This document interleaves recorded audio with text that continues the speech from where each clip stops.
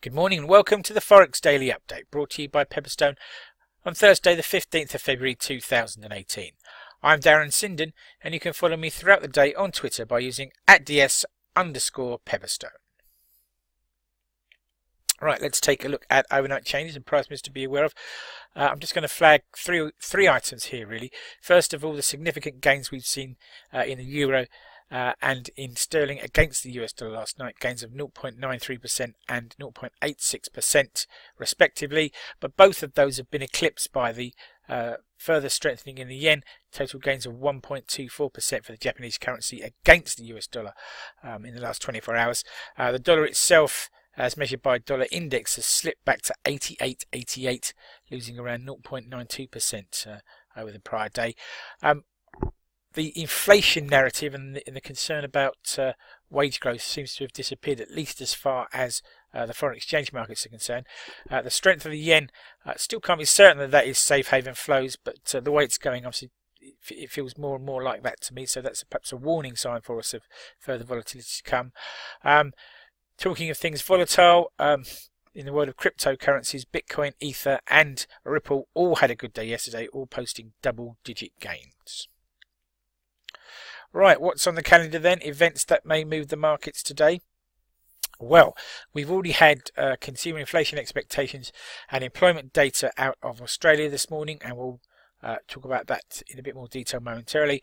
To come then at 8:15, the first of a trio of central bank speeches, all from ECB members.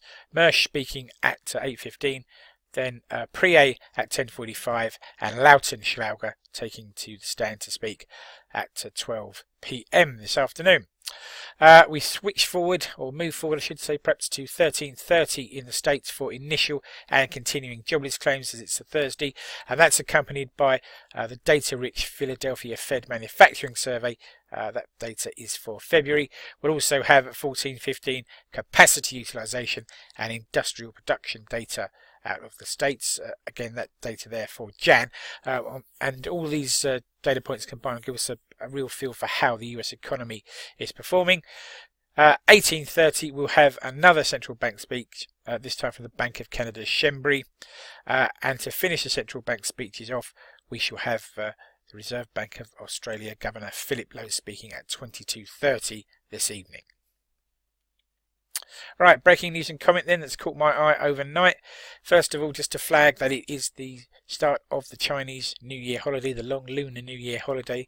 One of the biggest migrations of people in the world takes place over this period, and the Chinese economy comes to an almost virtual standstill. Meanwhile, in Japan, the yen has moved to a 15-month high versus the US dollars we've just seen. Staying in Asia, the Australian employment data has improved over the last month, but inflation's expectations have shown a decline from the prior read. So inflation still not bursting through, at least in the mind of Australian consumers. Meanwhile, US Secretary of State Rex Tillerson starts what could be a difficult visit to Turkey, and Syria will be high on the agenda in talks there. Remember that Turkey is effectively fighting the US when it launches raids on Kurdish rebels in Syria. Right then, food for thought and something to take away with you into the trading day. And why not think about this? Well, the future of work and the right skills mix and the level of wages growth is a hot topic at the moment, and a recent study released by the WEF yesterday shows that cross-functional skills are the most useful and transferable in the workforce.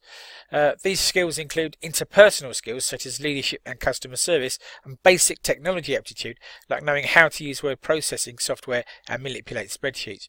What's interesting is that these interpersonal skills are seen as being the most likely to be able to resist automation for some time to come, and the table to the right shows us the mix of so-called cross-functional skills between members of LinkedIn.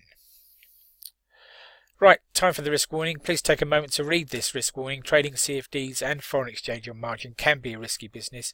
If you're in any doubt about those risks or the suitability of those products for you, then please contact your Pepperstone account representative. Thank you for your time.